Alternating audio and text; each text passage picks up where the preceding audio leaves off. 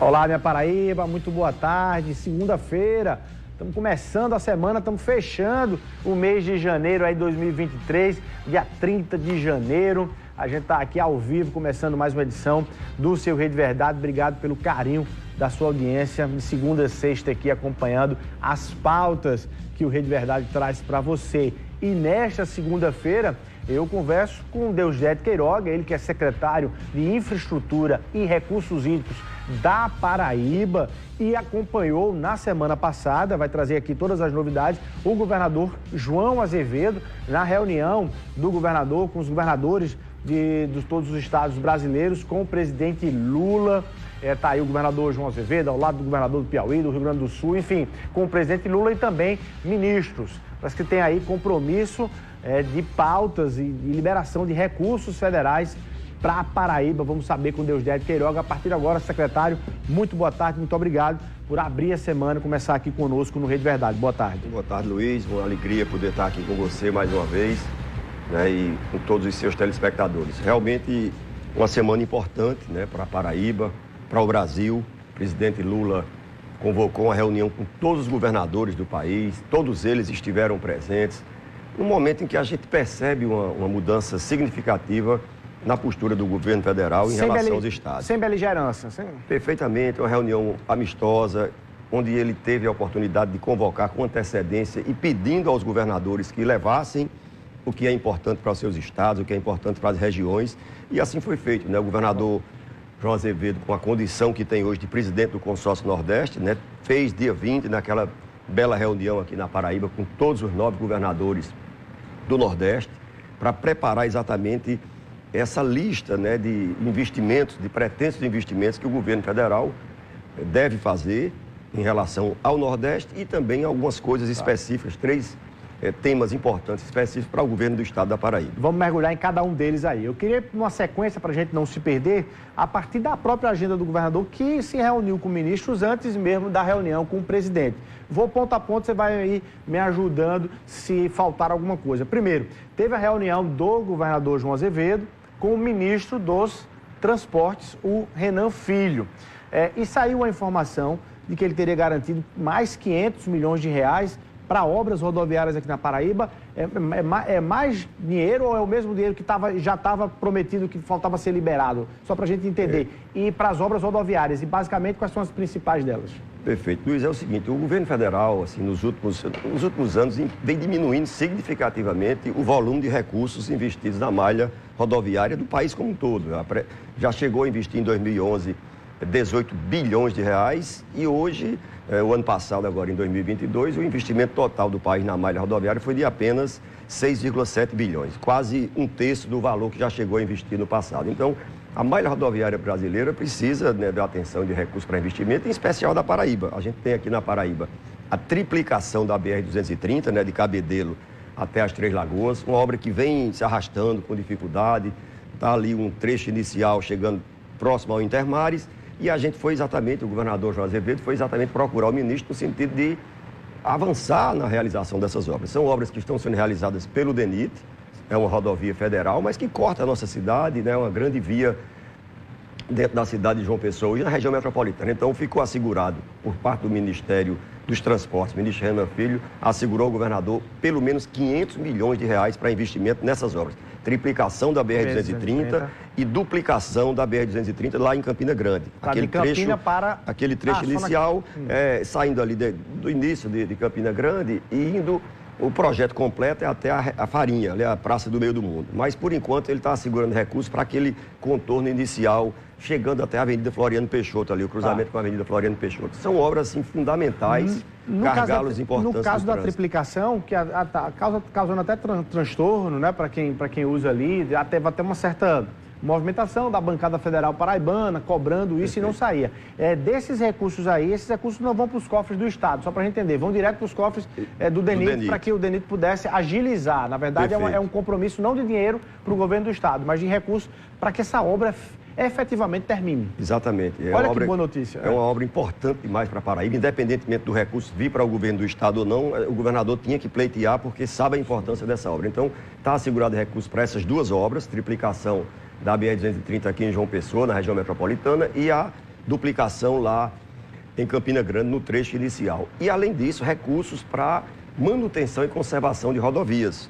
Aí estadual. A nível estadual das rodovias federais. A gente tem a BR-230, mas tem a BR-104, tem várias BRs que precisam de recursos e o ministro assegurou isso, que é, sem dúvida alguma, muito importante e uma mudança no rumo e no valor dos investimentos a serem feitos. Então, na reunião foi exatamente isso aí que foi tratado. Com o ministro. Com o ministro. O governador, inclusive, pediu a melhoria da sinalização. A gente que tem se deslocado nesse período de veraneio para Cabedelo tem visto a dificuldade e o risco, inclusive, de acidente, principalmente à noite, pela má forma que está a sinalização exatamente durante esse período de obra. Então, isso aí foi assegurado, o ministro já determinou providências e isso foi um tema importante e que a gente saiu de lá muito feliz com essa reunião. Sem dúvida.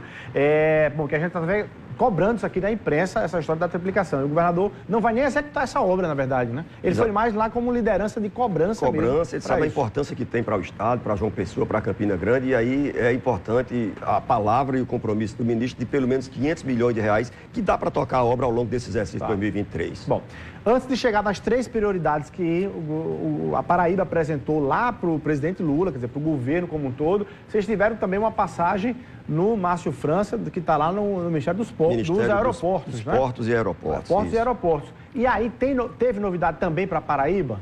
Nós fomos, Luiz, apresentar aquele estudo de viabilidade do Porto de Águas Profundas. A gente sabe que é um investimento muito grande, não é uma coisa de curto prazo, é uma coisa de médio a longo prazo.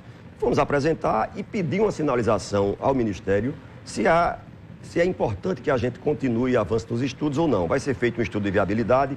A gente tem que ter muito cuidado e muita responsabilidade para não criar uma expectativa que pode não se converter em realidade. Então, o ministro ficou de fazer esse estudo e dizer ao governador, avance nos estudos ou não. É um investimento para o Porto de Águas Profundas da ordem de 5 bilhões de reais. A gente sabe que jamais com recurso público apenas vai ter condições. O Estado pode apoiar, desapropriar a área, melhorar acesso, né, rodoviário, ferroviário, mas tem que ser um investimento maciço do setor privado. Para isso, a gente precisa uma definição se tem viabilidade financeira, econômica ou não. Do ponto de vista geográfico, né, a viabilidade técnica para a construção do porto existe. O problema é ver como você viabiliza investimentos do setor privado da ordem de 5 bilhões de reais para a implantação desse porto. Então, aqui, sendo muito claro, não se está prometendo, é uma expectativa que o Ministério em breve pode nos dizer avance dos estudos ou suspenda por enquanto os estudos. De repente, esse porto vem sendo tratado há algum tempo, desde o governo do Maranhão. Em 2010 é o estudo que a gente tem, a gente quer uma definição se avança ou não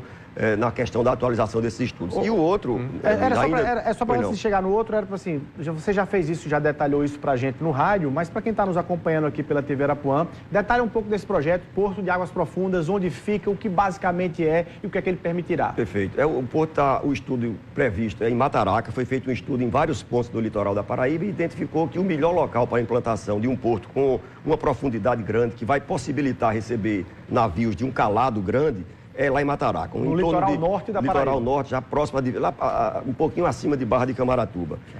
Você tem a possibilidade de receber navios com calado de 20 metros, ou seja, é um porto bem profundo. E hoje a gente tem conhecimento, os navios cresceram muito, a dimensão dos navios cresceu muito e há a possibilidade, né, seguindo esse projeto, de você ter ali uma espécie de entreposto, você receber grandes navios da Europa e dos Estados Unidos, desembarcar ali container e a partir daí você sair ou por ferrovia, é preciso um trecho de ferroviário para interligar a Transnordestina, ou através de cabotagem, ligando os portos menores. Né, e aí, profundidade garantida, não tem risco de encalhar, a navio encalhar. Essa é a história. Exatamente, esse é um porto que vai permitir o acesso de grandes embarcações.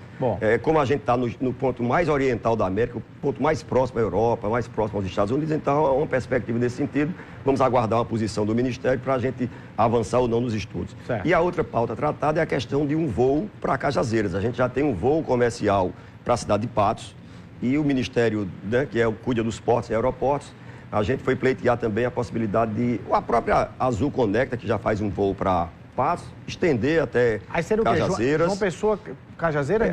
Ainda não há uma definição. A gente, assim, a intenção do Estado é que você tem lá em Cajazeiras um aeroporto com uma estrutura boa que pode receber. O aeroporto já tem condição de receber voos, que as companhias estudem, né? Isso, evidentemente, é uma questão privada. Se é Recife, Cajazeiras eles vão fazer o estudo.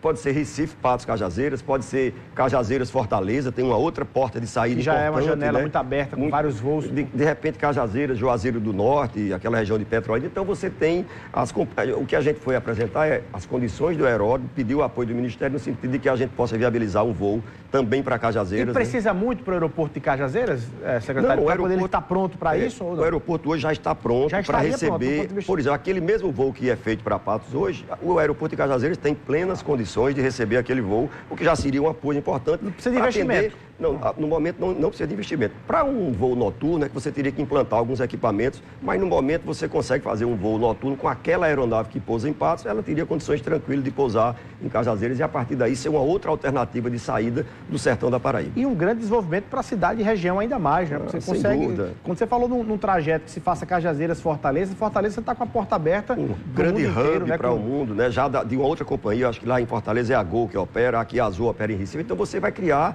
possibilidades para o empresariado do sertão ter a condição de sair, como você tem hoje, um empresário de Patos ou da região pode sair de Patos de meia-noite, passar o dia em São Paulo, fazer uma reunião e retornar e meia-noite do outro dia já está de volta. Então é uma coisa realmente importante para a região. Bom demais. Bom, aí chegou a sexta-feira, no dia que houve, de fato, a reunião com o presidente Lula, os governadores todos, e aí me parece que o governador apresentou aí pelo menos 3 ações prioritárias em 3 áreas, vamos falar sobre elas: mobilidade, recursos hídricos e saúde, né? Basicamente vamos falar sobre elas, mas no geral, antes disso, qual é a sua leitura em relação e você já falou dessa relação, do cenário atual, da conjuntura atual dessa relação e principalmente se há perspectiva de financeiramente, mesmo que o presidente Lula queira dar respostas, o Brasil não está preparado financeiramente para dar essas respostas. Que retorno, que palavra vocês tiveram do presidente em relação a isso, no geral? Não, no geral, Luiz, como eu coloquei no início, assim, a mudança de postura é muito grande. A gente percebe pelo semblante, pela forma que os ministros estão recebendo. Aquela PEC que foi votada no final do ano possibilitou ao governo federal ter algum recurso para investimento, para pelo menos dar um início nessa retomada de obras, né, concluir obras que estão se arrastando, algumas até paralisadas. A gente tem um aqui na Paraíba que já vem de 10 anos, né, o canal Acarmo-Araçagi, inclusive a gente pediu recurso para essas obras. Então, o momento é muito bom. Assim, a gente tem uma convicção de que tem uma mudança significativa em Brasília, os ministros têm recebido de outra forma. E eles falam em crise financeira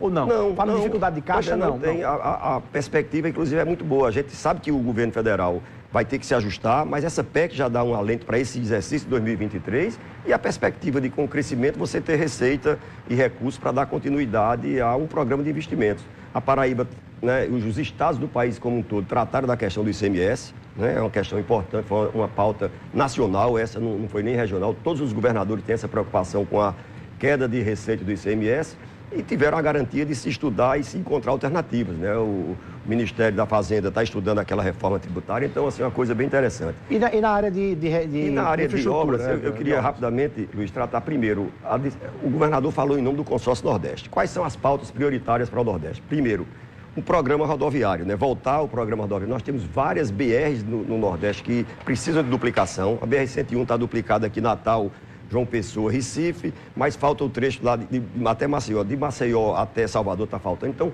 vários estados apresentaram esse pleito e foi uma demanda regional a questão da infraestrutura rodoviária. Uma outra pauta para a região Nordeste é a questão da infraestrutura ferroviária. A gente tem a Transnordestina, né, saindo aqui de Recife, a perspectiva de se recuperar o trecho ferroviário aqui do litoral. A gente tem uma ferrovia que sai ali de Macau, no Rio Grande do Norte, chega aqui em João Pessoa, Recife, Maceió.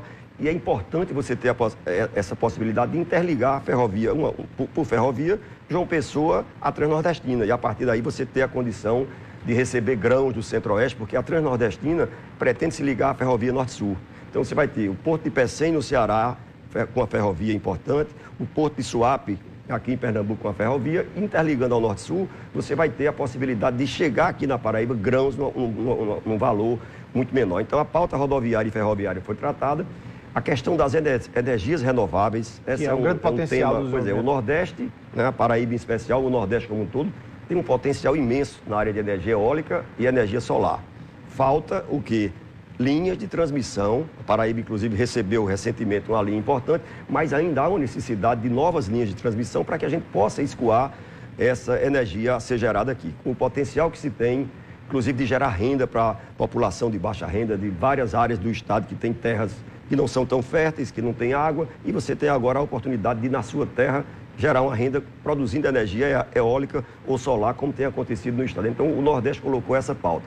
E também a questão da fome. É importante programas, a exemplo do que tem a Paraíba, o Tá na Mesa, os restaurantes populares, que o país entenda que essa é uma pauta prioritária, e sem dúvida o governo Lula já percebeu isso, o Brasil voltou ao mapa da fome, e aí foi uma das pautas colocadas a nível Nordeste. Isso em todo o Nordeste. Isso. Vamos entrar na Paraíba agora, são três eixos aí para Paraíba. A gente vai rapidinho para o intervalo comercial. Na volta, secretário, detalhe aí se a gente teve retorno para saúde, obras hídricas e rodoviárias, né? Bom, deixa eu só registrar aqui que o governador João Azevedo, agora há pouco, ainda na apresentação do seu programa, da Rádio Tabajara, né, em cadeia aí para todas as rádios da Paraíba, anunciou e garantiu que vai fazer o pagamento do piso da enfermagem agora já em janeiro, já está fazendo aí e vai garantir o piso aqui nacional da enfermagem para os profissionais que atuam no estado da Paraíba. Vamos rapidinho para o intervalo comercial, um minutinho só e a gente volta para falar de outras obras específicas aqui para o estado da Paraíba, prometidas e garantidas pelo governo Lula. Um minutinho só.